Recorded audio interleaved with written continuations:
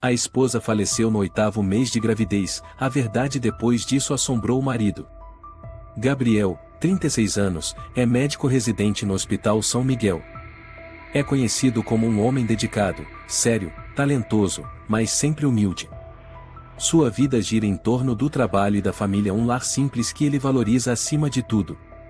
Gabriel, tem certeza de que hoje você não precisa trabalhar à noite? A voz de Elisa, sua esposa, ecoou da cozinha. Tenho. Hoje pedi folga à noite. Não quero perder nenhum momento com você e com nossa filhinha. Elisa sorriu levemente e passou a mão sobre a barriga. Ainda está surpreso porque o médico disse que é menina? Não, só que eu achei que teríamos mais um menino para jogar bola com o Lucas. Mas agora fico ainda mais feliz só de imaginar 2 princesas. Lucas, o primogênito deles, tem 8 anos e estava na escola naquele momento. Elisa se sentou à mesa, acariciando a barriga. Espero que nossa filha seja calma e madura como você, e que saiba amar de verdade. E eu espero que ela tenha os olhos iguais aos seus. Olhos que falam, que compreendem. Sempre que olho para você, me lembro por que me apaixonei. Ele segurou a mão dela, sorrindo. Os dois ficaram em silêncio por um instante, como se estivessem saboreando a paz preciosa daquele breve momento. Era uma manhã de domingo daquelas em que nada parecia capaz de quebrar a tranquilidade. Mas algo estranho começou a chegar como uma brisa fria e inesperada. Ontem à noite eu não consegui dormir de novo, Elisa disse baixinho. Sonhei com um quarto todo branco, e havia um choro de criança que não parava nunca. Gabriel franziu a testa e falou suavemente. Deve ser por causa dos hormônios da gravidez. Isso afeta muito o sono. Hoje à noite eu vou te fazer uma massagem, tá bom? Não é só o sonho, Gabriel. Minha cabeça está doendo como se tivesse alguém martelando por dentro. E ontem passei o dia todo tonta, meio zonza. Vamos fazer um exame. Eu não quero correr riscos. Na hora do almoço, Gabriel levou Elisa ao Hospital São Miguel. Ele escolheu como obstetra a doutora Luciana Ribeiro, colega de trabalho e também amiga próxima de Elisa desde a faculdade de medicina. Olá, casal lindo. Luciana cumprimentou com um sorriso quando os encontrou no consultório. Elisa, você está ainda mais bonita do que no mês passado.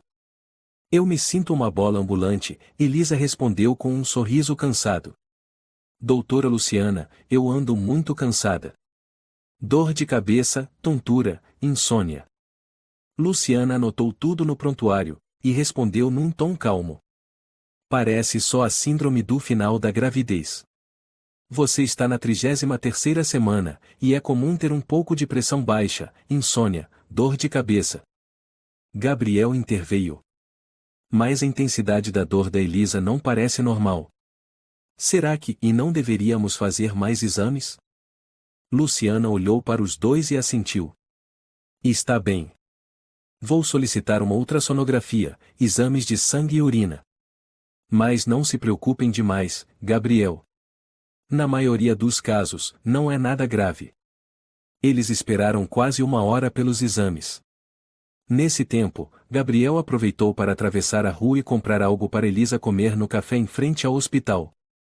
Lá, encontrou um conhecido antigo, de Miguel Ferreira, um anestesista que havia deixado o Hospital São Miguel no ano anterior. Gabriel. Quanto tempo? Continua com a mesma forma dos tempos de residente, hein? Miguel brincou, batendo no ombro dele. Gabriel sorriu e apertou a mão dele com cordialidade. Oi, Miguel. Está trabalhando onde agora? Fui para o setor privado. Menos pressão. Ouvi dizer que o Rodrigo voltou a trabalhar.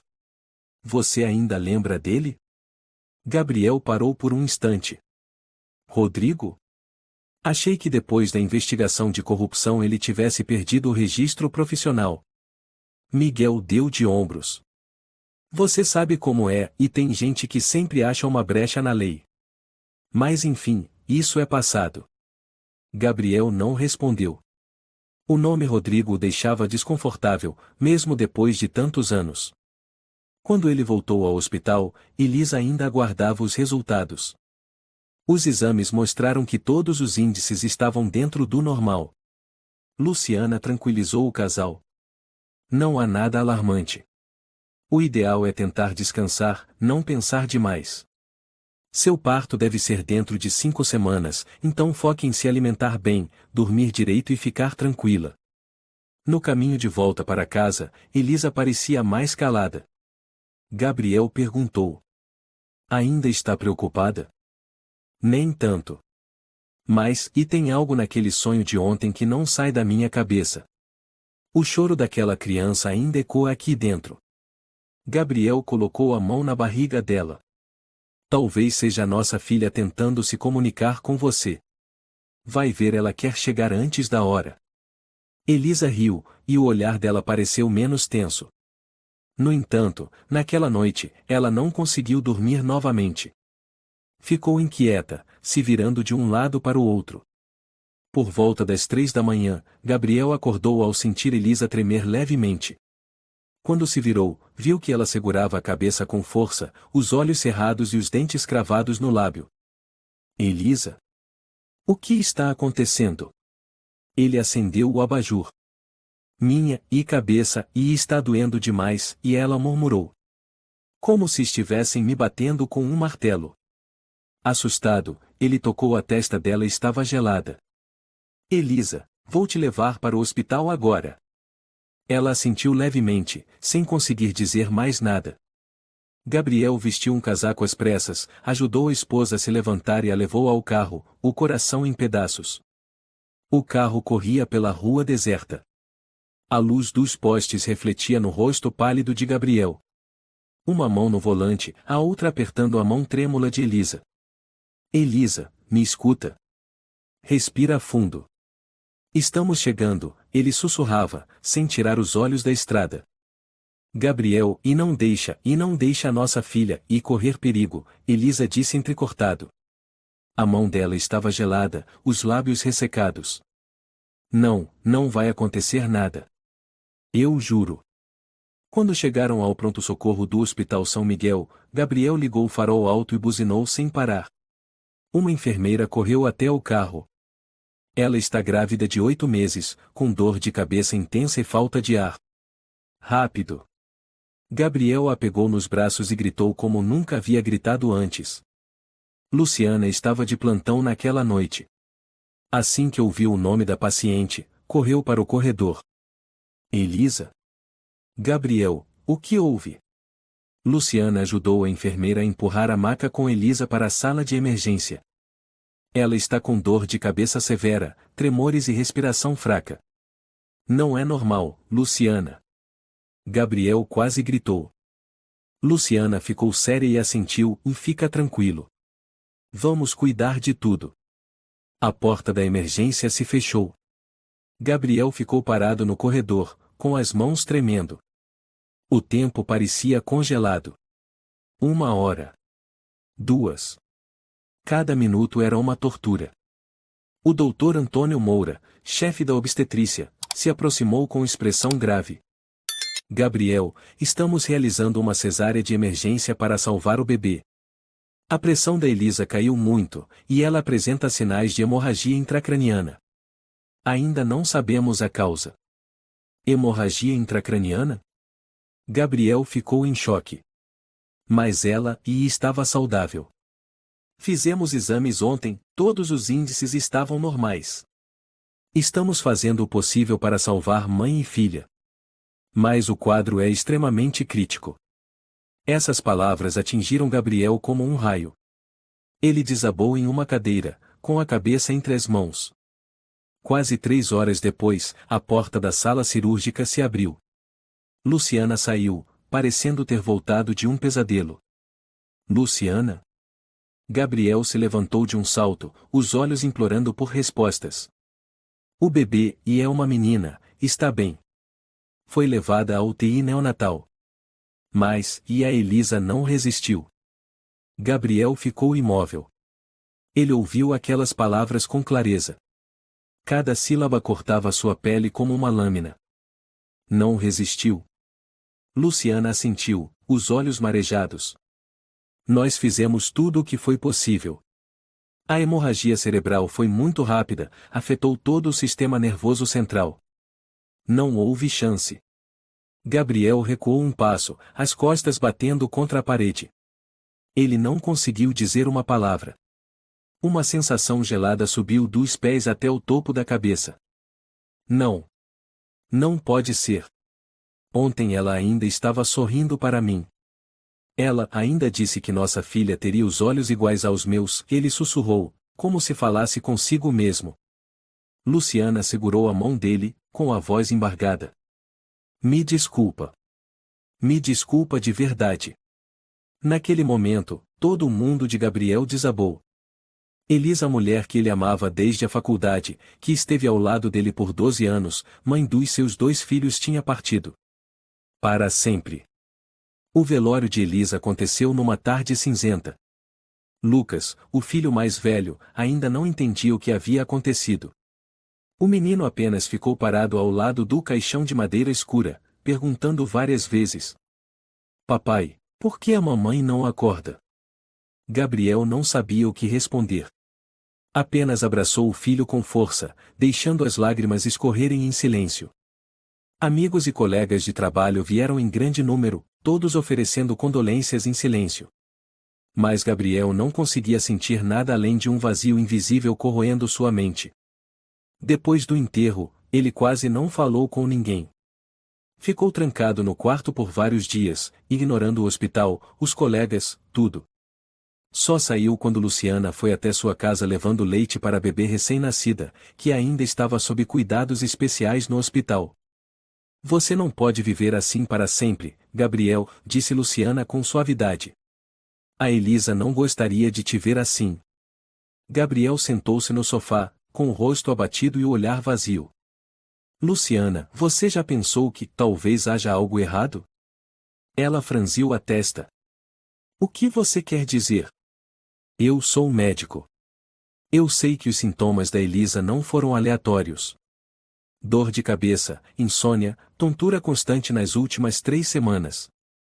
Todos acharam que era do final da gravidez, mas ele levantou os olhos para Luciana, com um olhar cortante. Eu não acredito nisso. Luciana hesitou. Eu entendo que você esteja sofrendo, mas o prontuário da Elisa está completo. Não havia nenhum dado fora do normal. Justamente por isso é suspeito. Gabriel se levantou de repente. Se tudo estava normal, então por que ela morreu de hemorragia cerebral? Corpo saudável, sem histórico, sem doenças pré-existentes. Sem trauma. Nenhuma explicação. Luciana ficou em silêncio por um momento, depois suspirou. Eu não vou impedir você de investigar. Mas... Gabriel, tenha certeza de que está buscando a verdade, e não alguém para culpar. Ele assentiu. Eu quero saber a verdade. Pela Elisa. 2 dias depois, Gabriel voltou ao Hospital São Miguel. Mas dessa vez, não foi como médico, foi em busca dos registros da esposa. Foi até o arquivo, onde os documentos são digitalizados, mas ainda mantém cópias físicas para conferência. Enquanto o funcionário da recepção procurava o prontuário da Elisa, Gabriel aproveitou para perguntar: Você sabe quem ficou responsável pela medicação no setor obstétrico no último mês? O atendente, chamado Lucas Mendes, um enfermeiro jovem, respondeu. Normalmente é a Luísa, mas às vezes algum médico intervém se for necessário ajustar a prescrição. Por quê? Só estou conferindo algumas informações.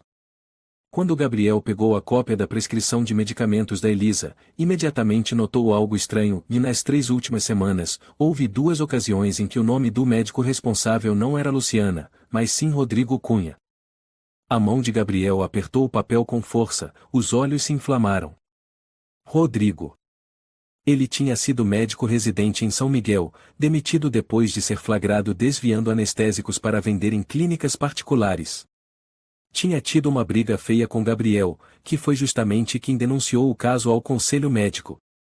Rodrigo havia dito: Você vai pagar por isso. Mais cedo ou mais tarde. Mas Gabriel achava que aquilo tinha ficado no passado, 3 anos atrás. Ele correu até o setor de recursos humanos e perguntou diretamente: "O Rodrigo Soares está trabalhando aqui?" A secretária hesitou. "Está, sim. Ele foi recontratado recentemente como contratado em período de experiência, no setor de terapia intensiva." "Quem autorizou a volta dele?" "Não sei ao certo, mas parece que foi o novo chefe de departamento, Dr. Fábio Nogueira, quem assinou a aprovação." Gabriel fechou os olhos e respirou fundo. Suas mãos começaram a tremer. Uma mistura de raiva, desconfiança e medo. De volta ao seu escritório, ligou o computador e acessou os arquivos internos. No sistema, confirmou que havia 2 prescrições modificadas por Rodrigo substituindo o suplemento de ferro por outro medicamento que tem efeitos colaterais perigosos para os vasos cerebrais se usado de forma inadequada. Gabriel murmurou: "Não pode ser ele." Levantou-se de um pulo, pegou a cópia dos registros e correu para o corredor. Luciana estava passando bem na hora. "Gabriel", ela chamou. Ele se virou, com o rosto tenso. "Doutora Luciana. Preciso da sua ajuda. Isso é sério." "O que você disse?" Luciana parou imediatamente, os olhos arregalados. "Rodrigo alterou a medicação da Elisa. 2 vezes nas últimas 3 semanas." Luciana ficou paralisada, repetindo mentalmente aquele nome como um pesadelo que voltava do passado. Impossível, ele não tinha permissão para atender pacientes de obstetrícia. Ele só atua na UTI. Gabriel estendeu o papel diante de Luciana. "Aqui está a prova. Tem a assinatura digital dele. Eu não sei como ele conseguiu voltar para o hospital, mas que ele mexeu no prontuário da minha esposa, isso é fato." Luciana ficou em silêncio, com as mãos trêmulas ao pegar o papel impresso. Depois de alguns segundos, ela falou com firmeza: "Precisamos ter cuidado. Se o Rodrigo realmente fez alguma coisa, ele não vai deixar rastros fáceis. Eu não posso deixar a Elisa partir em silêncio. Eu preciso da verdade." Gabriel falou com convicção. Luciana assentiu, com o olhar sério. "Tudo bem. Então vamos começar pelas pessoas que talvez saibam de algo." Os 2 foram até a sala da equipe de enfermagem, onde ficam os registros dos plantões. O nome Carmen Silveira chamou a atenção. Ela foi a enfermeira principal designada para acompanhar pacientes de risco na última semana. Luciana ligou pedindo um encontro. 1 hora depois, Carla apareceu em uma cafeteria perto do hospital, onde Gabriel já havia reservado uma mesa mais afastada. Carla era uma mulher de cerca de 40 anos, cabelos pretos presos num coque, aparência discreta. Ao ver Luciana e Gabriel, ficou visivelmente surpresa. "Desculpe, doutora Luciana, eu não sabia que o doutor Gabriel também estaria aqui." Luciana tranquilizou. "Não tem problema. Carla, isso é pessoal. Não tem relação com o comitê médico. Precisamos conversar sobre a Elisa." Carla suspirou, segurando firme a xícara de café. "Meus sentimentos, doutor Gabriel. Fiquei muito abalada quando soube." "Obrigado. Mas preciso saber, houve alguma coisa em comum nos dias em que Elisa esteve internada?" Carla hesitou. "Algo em comum, eu não sei se deveria dizer." Luciana se inclinou levemente. "Carla, se você tem alguma suspeita, agora é a hora de falar." Depois de alguns segundos em silêncio, Carla abaixou a cabeça e sussurrou: "Teve uma vez que eu vi o Dr. Rodrigo entrando na sala de medicação de madrugada, por volta das 2 da manhã. Ele não estava de plantão. Perguntei o que fazia ali e ele disse que só passou para pegar uns pertences pessoais." Gabriel franziu a testa. "Foi antes ou depois da Elisa falecer?" 2 dias antes, Carla engoliu seco. "Na hora, não pensei em nada, achei que ele tinha autorização." Luciana cerrou os punhos. "O Rodrigo não tem autorização para entrar no almoxarifado de medicamentos controlados. Se não está de plantão, ele não pode ter acesso a absolutamente nada." Carla baixou a cabeça. "Eu sei. Mas não tive coragem de denunciar." O Rodrigo é próximo do Dr. Nogueira. Tive medo de ser transferida. Gabriel olhou para Luciana e depois voltou-se para Carla, com a voz baixa, porém firme. Não é culpa sua. Mas agora preciso que você relate isso ao comitê do hospital. Eu vou te proteger. Carla hesitou, depois assentiu levemente. Naquela noite, Gabriel não conseguiu dormir. Sentou-se sozinho no escritório, à sua frente estavam todos os prontuários de Elisa, as prescrições médicas e uma lista dos médicos que haviam acessado o quarto dela. Cada página era uma peça, uma pista na trilha da verdade que ele tanto buscava. E quanto mais lia, mais inquieto ficava. O mais estranho, e no dia 21, havia uma adição à prescrição, uma vitamina injetável chamada Ferronetol 12, um suplemento de ferro raramente usado em gestantes, especialmente por seus efeitos colaterais perigosos se mal administrado. Ele se lembrava claramente de Elisa dizendo que sentiu o enjoo após a injeção naquela manhã. E naquela receita estava a assinatura de Rodrigo. Gabriel bateu com força na mesa. Foi ele, e ele começou a envenená-la aos poucos. Uma vozinha se fez ouvir da porta. Papai.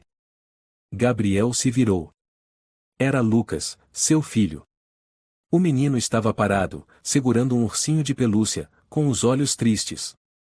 Papai, onde está a mamãe? Por que você não dorme mais comigo? A garganta de Gabriel travou. Ele correu, pegou Lucas no colo e o abraçou com força. Desculpa, filho. O papai só está tentando entender algumas coisas. Estou com saudade da mamãe. Eu também. Uma lágrima caiu sobre os cabelos de Lucas. Gabriel fechou os olhos, e naquele momento, uma determinação inabalável nasceu dentro dele. Na manhã seguinte, Gabriel foi ao hospital com cópias de toda a documentação. Pediu uma reunião com o novo chefe de departamento, Dr. Fábio Nogueira. Fábio era um homem de pouco mais de 50 anos, ex-professor clínico, transferido para o São Miguel há menos de um ano. Sua postura era polida, porém distante. Gabriel, soube do ocorrido. Lamento muito. Mas, e não acho que uma investigação pessoal vá aliviar sua dor. Gabriel colocou os papéis sobre a mesa. Não preciso da sua compaixão, Dr. Fábio. Eu preciso da verdade. Por que Rodrigo Soares, um homem que teve sua licença cassada, foi recontratado? E por que ele estava manipulando medicamentos na internação da minha esposa? Fábio ergueu os olhos, ligeiramente franzido. Ele foi readmitido após reapresentar sua licença médica. O comitê considerou que ele atendia aos requisitos. Quanto à manipulação de medicamentos, não fui eu quem autorizou. Pode ter sido o médico responsável pelo plantão. Quem era o responsável naquele plantão? Naquela semana, a doutora Sofia Lima. Gabriel se levantou imediatamente. Conhecia Sofia, uma ginecologista experiente, ética e firme. Se havia alguém que não se deixaria manipular por Rodrigo, era ela. Ele a procurou em seu consultório. Sofia, desculpa parecer assim, mas preciso saber, foi você quem colocou Rodrigo como responsável pela medicação no dia em que Elisa foi internada? Sofia se espantou. De forma alguma. Rodrigo nem estava escalado para aquele plantão. Por que essa pergunta? Ele alterou 2 prescrições. 2 vezes. Sofia empalideceu. O quê? Quem deu permissão a ele? Ninguém. Mas talvez ele tenha feito isso às escondidas. Eu tenho os registros, tenho as cópias. Sofia encarou Gabriel por alguns segundos e então falou com seriedade. Se isso for verdade, não é mais questão de suspeita. Temos que denunciar ao conselho médico. Mas você precisa estar preparado. O Rodrigo não é alguém simples. Eu sei. Mas se eu me calar, não vou conseguir viver comigo mesmo. Gabriel enviou Lucas para a casa da avó materna em Campos do Jordão, onde o menino seria acolhido com amor incondicional. Gabriel sabia que, nos próximos dias, não teria espaço para mais nada além da busca pela verdade. Naquela tarde, ele decidiu ir mais longe. Procurou uma pessoa que jamais imaginou pedir ajuda, o Dr. Danilo Lemos, um dos toxicologistas mais respeitados do hospital de base.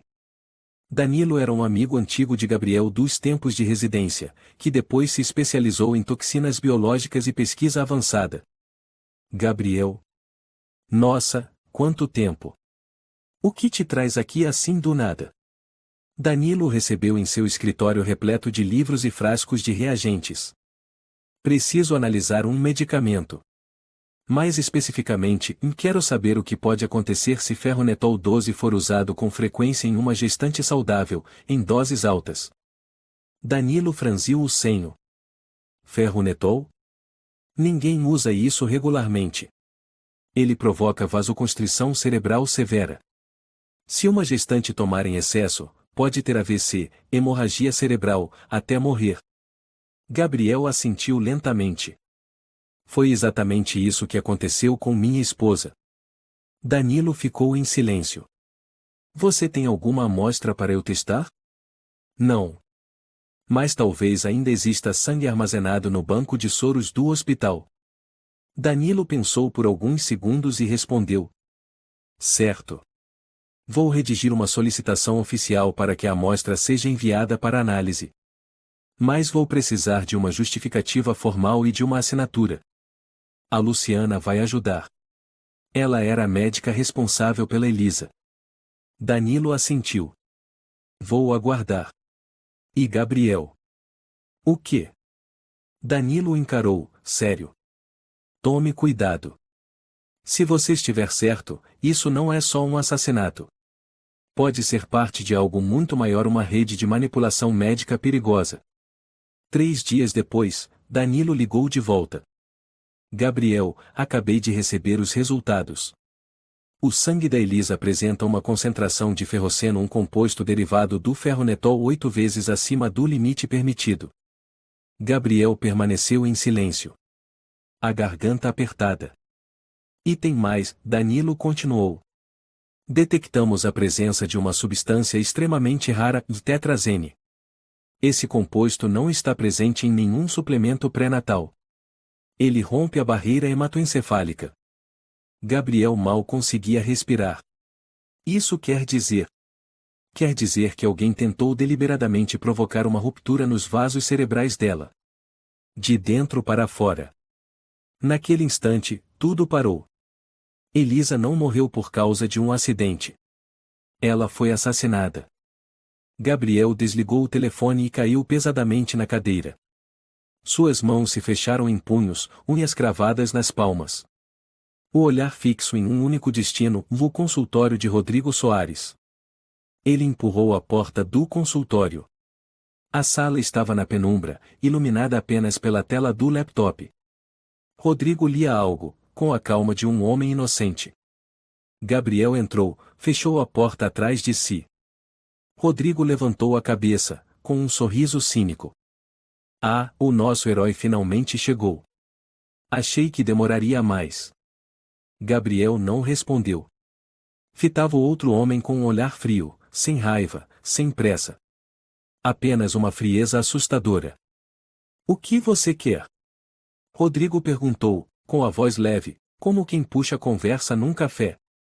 Gabriel colocou o dossiê sobre a mesa, página por página, imagens extraídas das câmeras, análise toxicológica, prescrições com a assinatura de Rodrigo, o depoimento de Carla, e por fim, o laudo de Danilo. Rodrigo passou os olhos rapidamente, depois se recostou na cadeira, cruzando os braços. Ainda essa papelada. Já disse, tudo isso é forjado. Gabriel cerrou os punhos. Forjado? Minha esposa morreu por causa desses forjamentos. Ela estava saudável, grávida da minha filha. E depois de algumas semanas com os forjamentos assinados por você, ela morreu por hemorragia cerebral. Rodrigo soltou uma risada. Sabe, Gabriel? Eu já admirei você. Quando éramos residentes, eu pensava, esse cara é sempre certinho, sempre exemplar, sempre o queridinho, e que nojo. Gabriel franziu a testa. E por isso você envenenou minha esposa? Não. Foi porque você me humilhou diante do conselho disciplinar 3 anos atrás. Porque você me fez perder tudo. Porque você achou que podia bancar o juiz moral. Rodrigo se levantou, caminhou lentamente para trás da mesa. Sua voz baixou, ficando mais ameaçadora. Eu não matei sua esposa. Só dei um empurrãozinho no destino. Ela era frágil, vasos cerebrais delicados. Você é quem devia ter cuidado melhor, Gabriel. Gabriel deu um passo à frente, olhos em brasa. Se eu te der um soco agora, posso perder meu registro. Mas ainda assim, eu faria. Rodrigo não recuou. Se aproximou ainda mais, sussurrando. Você acha que sua filha recém-nascida vai crescer bem sem mãe? Ou acha que vai criá-la à base de justiça e princípios? Um soco quase acertou, mas Gabriel parou o punho a poucos centímetros do rosto de Rodrigo. O braço tremia, o corpo inteiro tenso como uma corda prestes a arrebentar. Você não vale o esforço de sujar minhas mãos, Gabriel rosnou entre os dentes. Mas eu juro, e nem que eu leve anos, vou te levar ao tribunal. Rodrigo deu de ombros, ainda com o sorriso torto. Tribunal demora muito. E você não faz ideia, e quantos coringas eu tenho na manga. Gabriel deu um sorriso seco, recuando. Você pode ter advogados, conexões. Mas esqueceu uma coisa, eu sou médico. Conheço o corpo humano. E vou encontrar cada rastro que você deixou, cada paciente que você destruiu. Virou-se, mãos fechadas em punhos, e saiu pela porta. Rodrigo gritou atrás. Boa sorte. Vai precisar. Gabriel não respondeu. Mas por dentro, aquelas palavras não soavam como ameaça. Eram combustível. Luciana o aguardava em sua sala. Quando Gabriel entrou, ela percebeu de imediato algo diferente em seu olhar. Eu estive com ele. Gabriel disse. Já temos provas suficientes. Vamos acionar o conselho médico. Uma reunião extraordinária foi convocada na segunda-feira de manhã, com a presença do Dr. Nogueira, 2 membros da diretoria do hospital, um representante do Ministério da Saúde do Estado de São Paulo, e Rodrigo ainda com seu ar calmo e gélido. Gabriel entrou com o dossiê nas mãos, o olhar firme, inabalável. Luciana apresentou os fatos primeiro, exibindo toda a cadeia de evidências, dos acessos de Rodrigo ao sistema, as prescrições irregulares, o testemunho da enfermeira Carla e a análise toxicológica feita pelo Hospital das Clínicas da USP. Rodrigo permaneceu calado, apenas sorrindo de canto quando seu nome era citado. Por fim, Nogueira se pronunciou. Doutor Gabriel, compreendemos sua dor. Mas como já foi dito, precisamos de provas claras de que Rodrigo foi diretamente responsável pela morte de sua esposa. Gabriel não respondeu. Apenas ligou o projetor. Na tela, um vídeo curto começou a ser exibido, uma gravação da câmera de segurança do setor de farmácia, no dia 21 do mês anterior. 1h58 da manhã. Rodrigo aparece, abre o armário de medicamentos, pega uma pequena ampola azul, coloca no bolso do jaleco e sai. Um dos membros do conselho soltou um murmúrio de espanto. Essa é a câmera secundária. Rodrigo não sabia que ela ainda gravava, disse Luciana. Gabriel se aproximou, a voz baixa mais firme. Ele envenenou minha esposa. E talvez muitos outros. Rodrigo finalmente falou. Soltou uma gargalhada. Ah, por favor. Um vídeo desses não prova nada. Posso muito bem dizer que peguei material para estudo. Gabriel assentiu. E o laudo do sangue da Elisa? E a substância tetrazene que não existe em nenhum suplemento pré-natal? Rodrigo hesitou. Mas então arqueou as sobrancelhas. Vocês são ótimos em inventar. Luciana lançou o dossiê sobre a mesa. A análise toxicológica foi validada por 3 especialistas independentes. O nome Rodrigo Soares em breve será apagado de todos os sistemas de saúde. É melhor você torcer para não responder criminalmente. O conselho murmurou em uníssono. Nogueira bateu na mesa com a mão. Reunião suspensa. Vamos abrir uma investigação de nível superior. Rodrigo se levantou, o olhar faiscando em direção a Gabriel. Muito bem. Mas não pense que venceu. Gabriel o encarou, tranquilo. Não preciso vencer. Só preciso que Elisa tenha justiça. E que minha filha cresça sem carregar uma mentira suja sobre a morte da mãe. Rodrigo deixou a sala e, desta vez, ninguém se levantou para cumprimentá-lo. Gabriel sentou-se. O coração ainda queimava, mas agora era o fogo da verdade começando a brilhar. 2 dias após a reunião de emergência, o ambiente no Hospital São Miguel estava pesado. Boatos sobre o processo interno corriam por todos os setores. Muitos evitavam mencionar o nome Rodrigo, ou outros sussurravam entre si, com olhares de medo ou desconfiança. Naquela noite, Gabriel voltou à UTI neonatal. Sua filha dormia tranquila no bercinho transparente, pele rosada, respiração suave como nuvem. Ele encostou a mão no acrílico e sussurrou. Papai enfrentou o homem que tirou sua mãe de nós. Ele me olhou como se não tivesse feito nada de errado. Mas fica tranquila, e sua mãe não será esquecida. E você vai crescer sem medo da escuridão. A chefe da UTI neonatal, Maria Costa, uma mulher de cerca de 50 anos, se aproximou. A bebê está se alimentando bem e muito saudável, Dr. Gabriel. Mas recomendo que dê um nome logo. Precisamos registrar a certidão para os próximos procedimentos. Gabriel assentiu, ainda com os olhos fixos na filha. Lara, disse baixinho. Perdão, perguntou Maria. O nome dela é Lara. Lara Almeida. Maria sorriu. Nome lindo. Muito bonito. Naquela noite, Gabriel recebeu um e-mail anônimo. Sem assunto, sem corpo de texto. Apenas um anexo intitulado Acessos de Rodrigo a outros pacientes. Ele abriu. Era uma lista de quase 20 pacientes cujas prescrições haviam sido alteradas por Rodrigo nos últimos 3 meses. Alguns nomes vinham acompanhados de anotações como insuficiência renal aguda, convulsões, e até uma linha com óbito por choque anafilático de causa não identificada. Gabriel chegou à última linha e seu coração disparou. Abaixo, uma anotação escrita à mão. Eu não posso mais ficar em silêncio. CS. Carla Silveira? Gabriel ficou em silêncio. Um arrepio percorreu sua espinha. Elisa não tinha sido a única vítima. Rodrigo já fazia isso há anos. E talvez muito mais gente estivesse envolvida. Pegou o telefone e discou. Luciana atendeu imediatamente. Você já sabe? Gabriel perguntou, a voz rouca. O quê? Não estamos enfrentando apenas um assassino. Estamos diante de um demônio vestindo jaleco branco. Na manhã seguinte, quando Gabriel chegou ao hospital, recebeu uma ligação de Luciana. Você já verificou sua caixa de entrada do sistema interno? Ela perguntou, em tom urgente. Ainda não. O que houve? O Rodrigo acabou de entregar um pedido de afastamento de 3 meses. Anexou uma declaração dizendo que está sendo ameaçado por você. Gabriel parou no meio do corredor. O quê?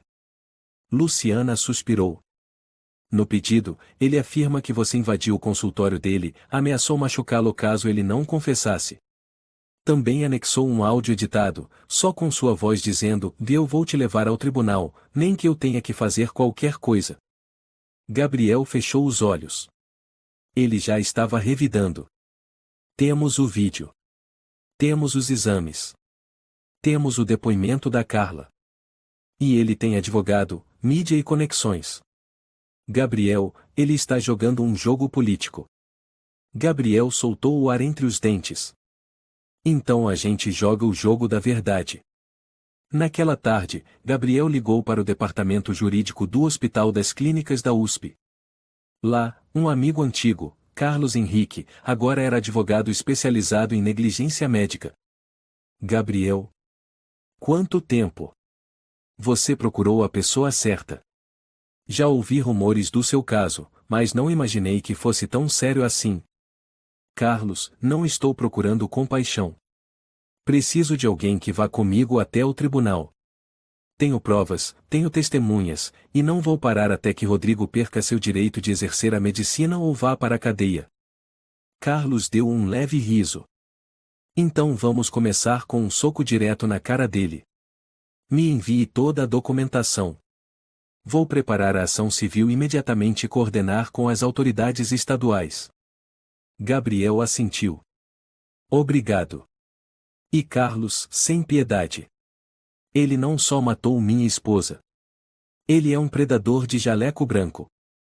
Entendido. Essa frase eu vou colocar na petição. No dia 2 de novembro, Gabriel e Carlos deram entrada no processo contra Rodrigo Soares no Tribunal Regional de São Paulo, sob as acusações de homicídio culposo por negligência profissional, falsificação de prontuário médico, manipulação indevida de medicação e destruição deliberada de provas. Junto com a petição, foram anexados os laudos toxicológicos, as gravações das câmeras, o depoimento da enfermeira Carla Silveira e a confirmação do Dr. Danilo Lemos. Luciana também assinou a declaração formal, assumindo a responsabilidade como médica responsável pelo acompanhamento obstétrico de Elisa. Naquela noite, a casa de Gabriel foi apedrejada. Ele acabava de fazer a pequena Lara dormir quando ouviu o estilhaço do vidro da sala. Ao correr para ver, encontrou a janela quebrada e um pedaço de papel amassado jogado ao chão. Fique calado, se ainda quiser viver com essa criança. Sem assinatura. Apenas uma ameaça escrita com tinta vermelha, trêmula como sangue. Gabriel chamou a polícia. Eles registraram a ocorrência, mas como sempre, não encontraram pistas concretas. Vamos monitorar a situação, doutor, disse um dos agentes. Mas sendo sincero, esse tipo de crime não é fácil de rastrear. Gabriel não respondeu. Ficou parado, encarando os cacos de vidro, a luz refletindo neles como lâminas. Sua filha dormia atrás da porta. E ele prometeu, para si mesmo, que nunca deixaria nada chegar perto dela de novo. Carlos apareceu no dia seguinte com novidades. O Rodrigo contratou o escritório de advocacia Viana Advogados, muito renomado. Eles vão tentar anular a validade do vídeo das câmeras e alegar que o depoimento da Carla foi o coagido.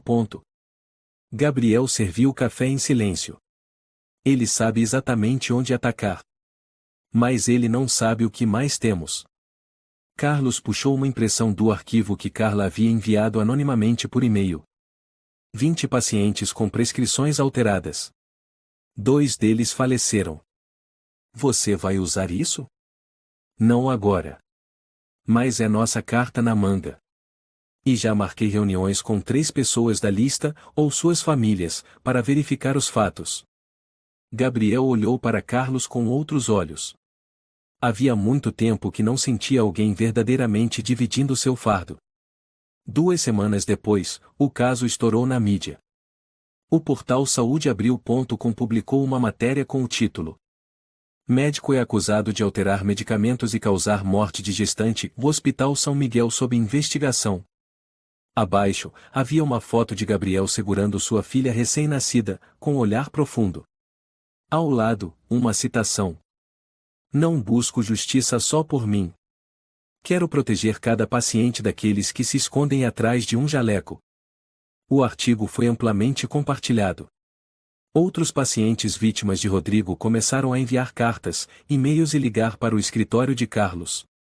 Um homem chamado Pedro Santos, pai de uma paciente que morreu após uma cirurgia simples, entrou em contato diretamente. Doutor Gabriel, minha filha morreu no ano passado. Disseram que foi uma reação alérgica. Mas eu sempre desconfiei.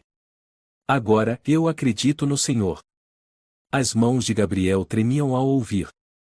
Seu Pedro, me desculpe. E eu prometo, desta vez, todos saberão a verdade. No fim de novembro, Rodrigo foi oficialmente suspenso de suas funções médicas enquanto durasse a investigação. Gabriel recebeu a notícia enquanto trocava a fralda da filha. Ela sorriu no berço, e seus olhos pareciam ter uma nova luz. Luciana ligou. Gabriel. Ele foi suspenso. Está proibido de atender qualquer paciente até o julgamento. Gabriel sentou-se, sentindo como se algo esvaziasse seu corpo. Doutora Luciana, obrigado. Não me agradeça. Agradeça a Elisa. Ela é quem nos obrigou a lutar. Mas lutar não significava o fim. Rodrigo entrou com um processo contra Gabriel, alegando calúnia, falsificação de documentos, manipulação de testemunhas e o uso indevido da imprensa para distorcer a opinião pública. Carlos lia a petição em seu escritório e balançava a cabeça. Como esperado. Agora ele se faz de vítima. Mas estamos prontos. Gabriel preparava chá, os olhos calmos. Ótimo. Quanto mais ele atacar, mais vai se expor. Carlos sorriu. Desde quando você entende de direito? Desde o dia em que minha esposa morreu por causa de uma injeção dele. Naquela noite, Carla Silveira, a enfermeira que antes tinha medo, ligou, a voz trêmula. Doutor Gabriel, alguém está me seguindo nos últimos dias. Não tenho provas, mas estou com medo. Carla, me escute. Venha para minha casa agora. Eu não vou deixar você sozinha. Carla chegou com os olhos fundos de tanto insônia. Gabriel fez chá, preparou o sofá.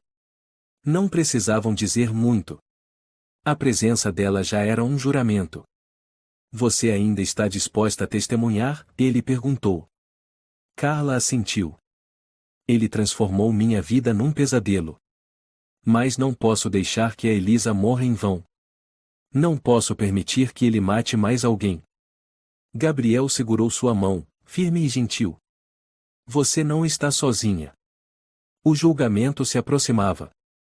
E Gabriel sabia que a noite ainda não tinha terminado. Mas pela primeira vez em meses, ele tinha uma centelha de esperança não no tribunal, mas na filha que dormia serena no berço. Na manhã do primeiro dia de dezembro, Gabriel foi despertado por um toque insistente do telefone às 5 da manhã. Olhou o visor, Carlos Henrique. Atendeu imediatamente. Carlos? Preciso que você venha até meu escritório agora. Não use seu carro. E não entre pela porta da frente. O que aconteceu? Gabriel se sentou de súbito. O escritório foi invadido ontem à noite. O servidor foi removido, documentos revirados.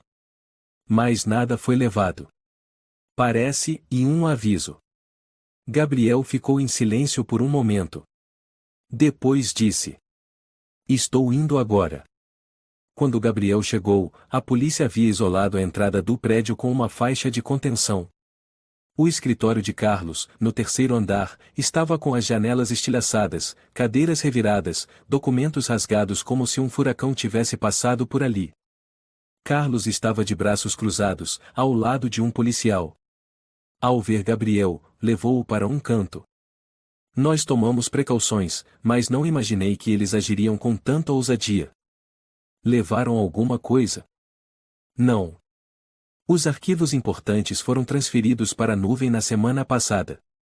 Mas um HD de backup sumiu. Qual HD? Gabriel franziu a testa. O que continha o áudio com o depoimento da Carla. Gabriel cerrou os punhos. Carlos continuou. A Carla precisa ser protegida. Eles vão tentar silenciá-la. Gabriel assentiu. Vou levá-la para Campos do Jordão, para a casa da mãe da Elisa. O lugar é tranquilo, vizinhança familiar. Difícil de alcançar. Faça isso agora. E leve a Lara também. Não permita que eles separem as 3 pessoas mais importantes neste caso. A caminho de São Roque, Carla estava no banco de trás, abraçando uma mochila pequena, ainda visivelmente abalada. Você está bem? Gabriel perguntou suavemente. Carla assentiu, mas ficou em silêncio por um tempo antes de responder.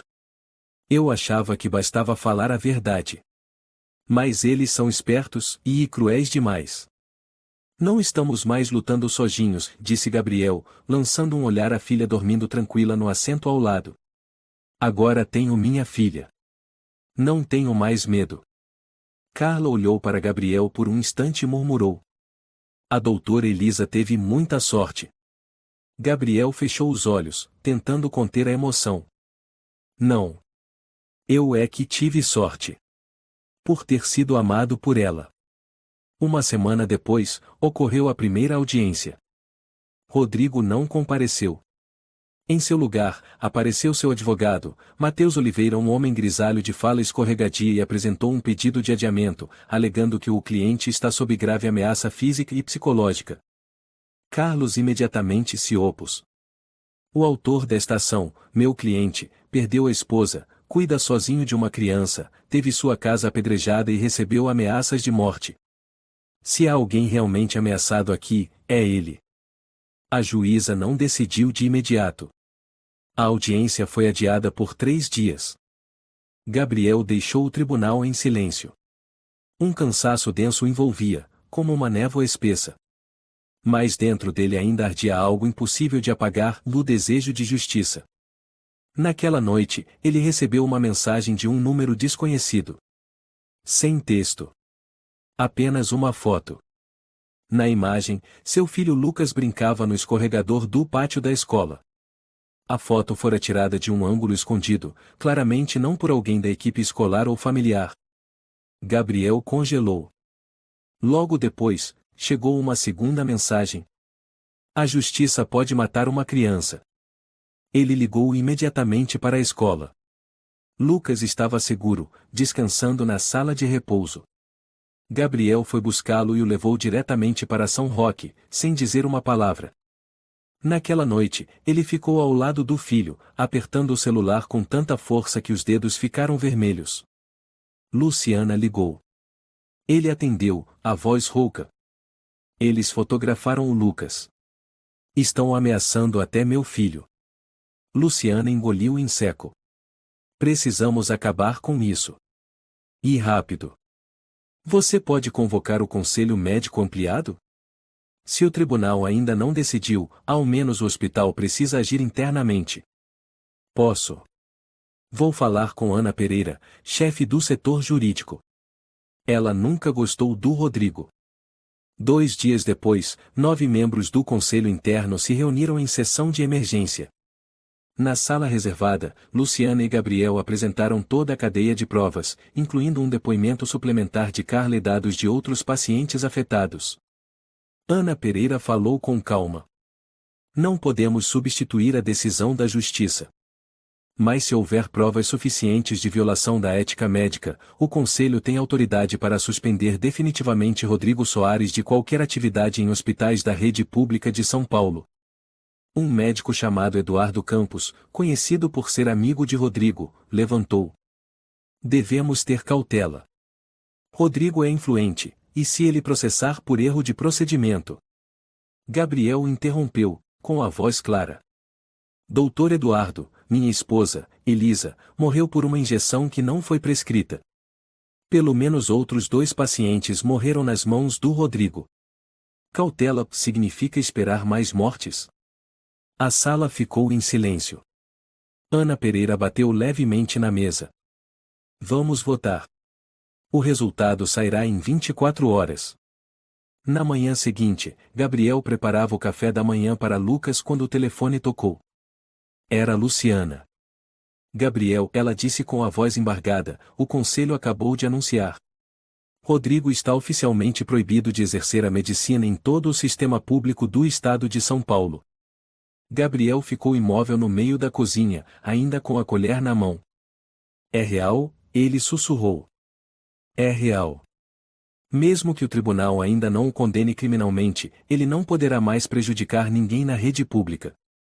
Gabriel se apoiou sobre a mesa. Não chorou. Mas sentiu como se um peso imenso tivesse finalmente sido retirado do peito. Naquela tarde, enquanto caminhava com a pequena Lara pelo jardim da casa da mãe de Elisa, Gabriel recebeu uma ligação de número desconhecido. Gabriel Almeida, perguntou uma voz masculina, grave e estranha. Sou eu. Quem está falando? Só queria te lembrar de uma coisa. Pessoas como Rodrigo nunca lutam sozinhas. Quem é você? Sou aquele que virá depois dele, se você não aprender a calar a boca. A ligação caiu. Gabriel olhou fixamente para a tela do celular. Depois apertou Lara contra o peito, beijou-lhe a testa e murmurou: "Seja quem for, quantos forem, e eu não vou recuar." Na manhã do dia 10 de dezembro, uma chuva leve caía sobre São Paulo. O céu nublado cobria a cidade, mas dentro do Tribunal Regional, o ar estava carregado como se todas as emoções contidas por meses estivessem prestes a explodir. Gabriel desceu do táxi junto com Carlos e Luciana. Vestia um terno preto bem ajustado, segurando a pasta contra o peito como se abraçasse seu próprio coração. "Está pronto?" Carlos perguntou, tocando-lhe o ombro. Gabriel assentiu. "Estou pronto desde o dia em que Elisa fechou os olhos." Luciana ajeitou a gola do paletó dele, caminhando ao seu lado. "Estamos lutando por ela. E por todos que nunca tiveram voz." As portas da sala de audiência se abriram. Dentro, Rodrigo estava sentado com expressão calma, mãos entrelaçadas sobre o colo. Ao seu lado, o advogado Matheus Viana, com a mesma expressão impassível de sempre. A juíza responsável era Mariana Andrade, uma mulher com mais de 50 anos, conhecida por sua rigidez e integridade. Quando todos se acomodaram, ela bateu o martelo. "A sessão está oficialmente aberta."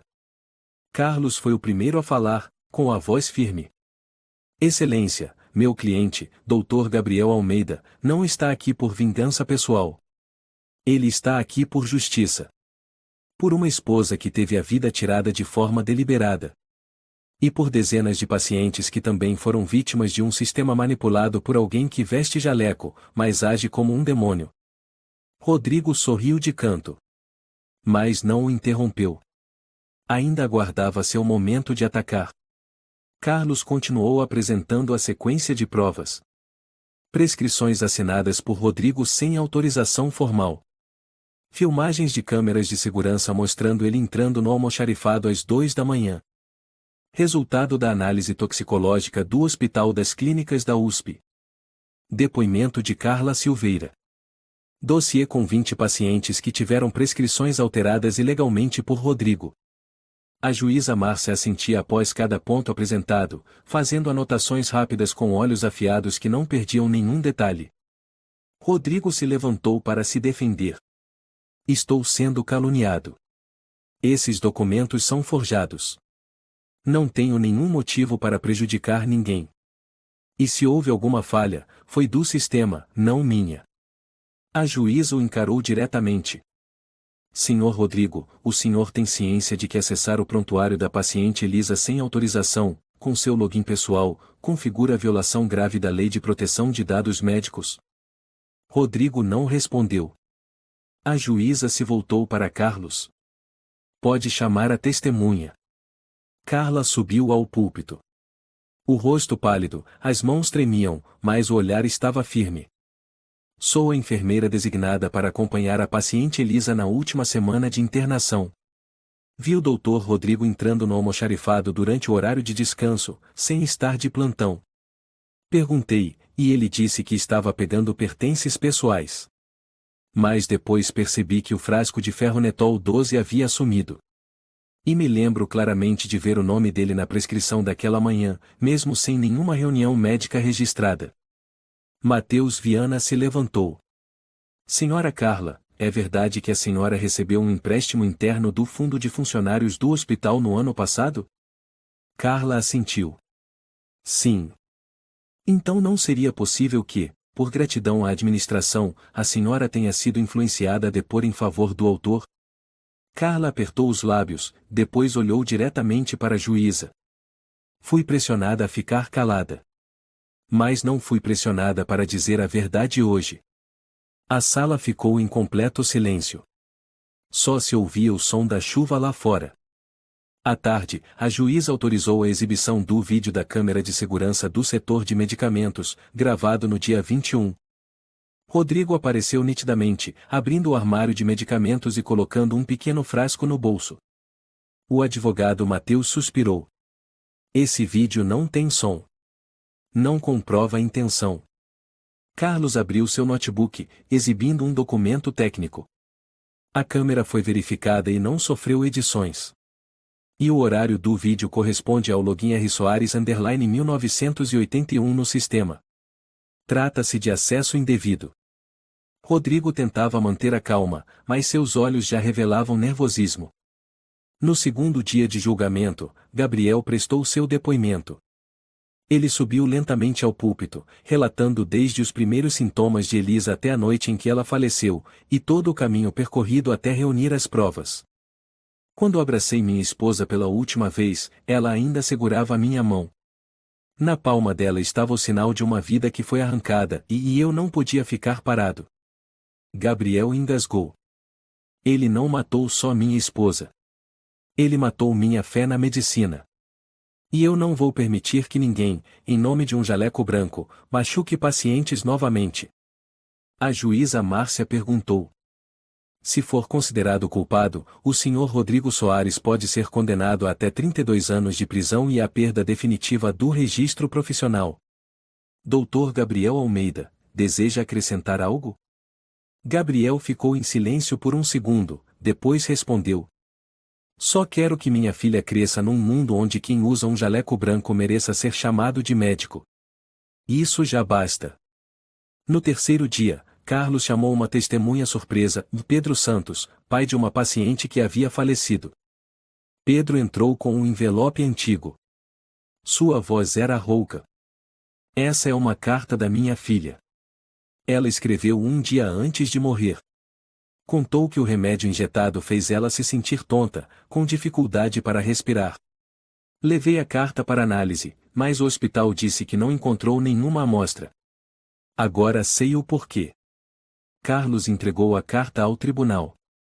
Após autenticar a caligrafia e a data, a juíza Márcia assentiu.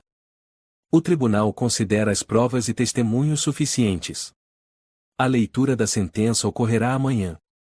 Rodrigo se levantou bruscamente. Estão me armando. Todos querem me fazer de bode expiatório. Vocês não têm nada além de emoção.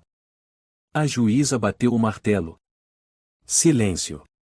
Se continuar com manifestações indevidas, será retirado da sala.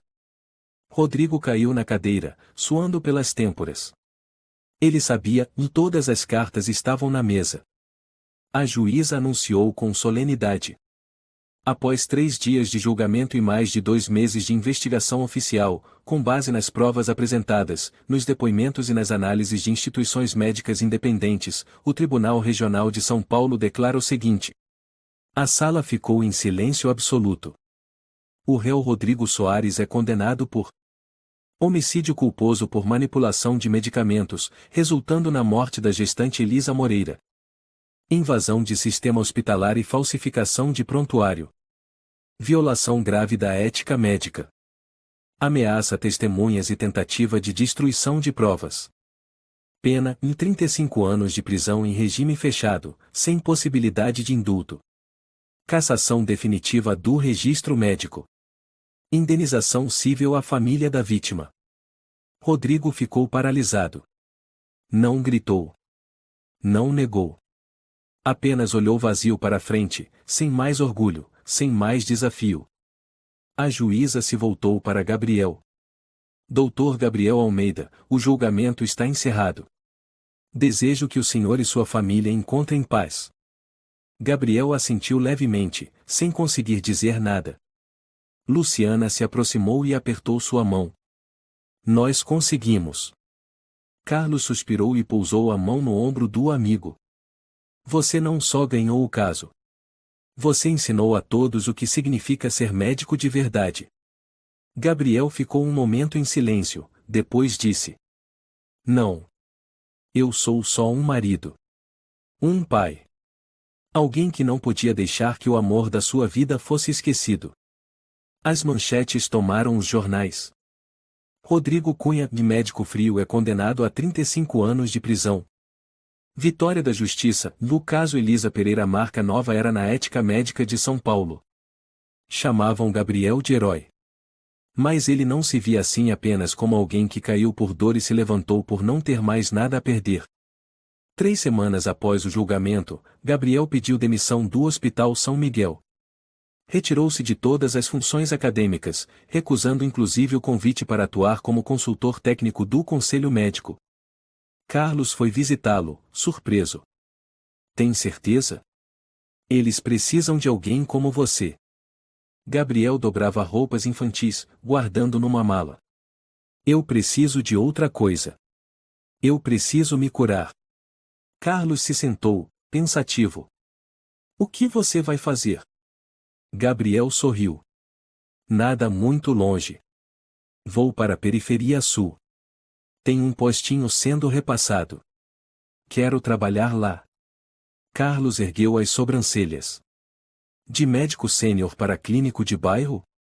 Gabriel assentiu. Não quero fama. Só quero salvar vidas do jeito certo. Carlos deu um leve tapa no ombro dele, sorrindo. Então, e a Elisa teria muito orgulho. Em janeiro do ano seguinte, Gabriel assumiu oficialmente a Clínica Santa Marta, um pequeno centro de atendimento a populações de baixa renda no bairro Vila Mariana.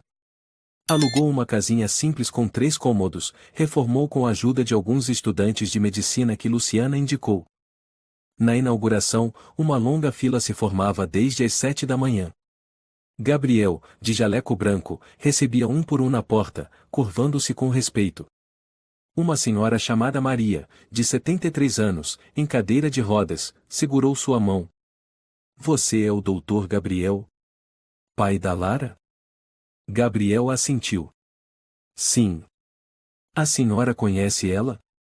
Fui vizinha dos avós dela. A Lara adorava olhar minhas flores. Sempre balbuciava o papai Gabriel . Gabriel sorriu, os olhos marejados. Luciana chegou à tarde com a pequena Lara nos braços. A menininha está ótima. Peso acima da média, ela brincou, enquanto Gabriel media a temperatura. É o amor que faz isso, ele sorriu. Luciana olhou em volta da clínica e disse baixinho. Este lugar é como uma luz no fim do túnel. Não. É um novo caminho. Calmo o suficiente para que Lucas tenha uma infância, e cheio de esperança para que minha filha cresça sem medo do escuro. Luciana pousou a mão sobre seu ombro. Sabe, nunca vi alguém transformar tanta dor em esperança como você. Gabriel ficou em silêncio por um momento, depois respondeu. Porque eu não tinha outra escolha. Se eu não fizesse alguma coisa, eu ficaria preso para sempre no ressentimento. Numa tarde de primavera, Gabriel levou Lucas e a pequena Lara ao parque perto de casa. Lucas pedalava devagar e parou para perguntar. Pai, será que a mamãe sabe que eu sou bom em matemática? Gabriel se sentou ao lado do filho, alisou seu cabelo e disse. Claro que sabe. A mamãe está sempre olhando para você lá do céu. Cada vez que você se esforça, ela fica orgulhosa. Lucas olhou para o céu e sussurrou. Eu vou estudar bastante para deixar a mamãe feliz. Gabriel pegou Lara no colo. A menina sorriu e agarrou a camisa dele com as mãos pequenas. Ele olhou para os 2 filhos e sentiu o coração mais leve do que nunca. Naquela noite, sentado na varanda, Gabriel escreveu algumas linhas no caderno. Elisa. Hoje eu atendi 14 pacientes, entre eles uma menininha de 6 anos com dor de garganta com um sorriso igualzinho ao seu quando ficava brava. O Lucas ainda pergunta por você toda semana. A Lara já começou a me chamar de papai com aquela vozinha enrolada. Você não está mais aqui. Mas tudo o que eu faço, cada pessoa que eu toco, é o compasso que resta do nosso coração. Te amo, para sempre. Gabriel ergueu os olhos para o céu. As estrelas brilhavam intensamente. E em algum lugar ali, ele acreditava que Elisa estava sorrindo. Um novo começo. Sem lágrimas. Apenas amor e uma luz que nunca se apaga. A história de Gabriel nos lembra que a justiça nem sempre chega rápido, mas se formos firmes e corajosos, a verdade um dia virá à tona. Na dor, se escolhemos encarar ao invés de odiar, ela pode se transformar em força para curar os outros. Nenhuma ação errada pode ficar escondida para sempre, e a integridade é a luz mais poderosa no meio da escuridão. O amor, mesmo com perdas, ainda pode dar origem à esperança e à renovação de uma vida inteira. Se você gostou desta história, convidamos você a dar um like e se inscrever em nosso canal. Seu apoio nos motiva a continuar trazendo histórias comoventes quase todos os dias. Estamos muito agradecidos pelo seu apoio. Até breve.